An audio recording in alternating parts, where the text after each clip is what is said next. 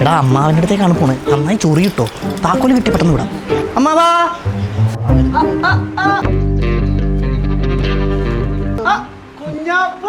അമ്മാവാ, ഞാൻ പറഞ്ഞ കാര്യം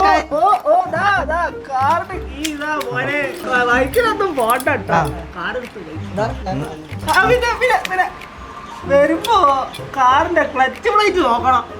പിന്നെ നിങ്ങള് 1000 രൂപയ്ക്ക് പെട്രോൾ അടിക്കണം. ടയറിന്റെ കാറ്റൊക്കെ ഒന്ന് നോക്കണേ.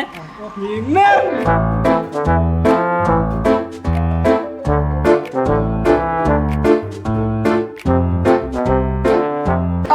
പിന്നെ സ്പീഡ് 40 കൂടരുത് കേട്ടല്ല. പിന്നെ പോകുന്ന ബൈക്ക് ഇത് തേങ്ങ ഒന്ന് പിരിപ്പിന്റെ കട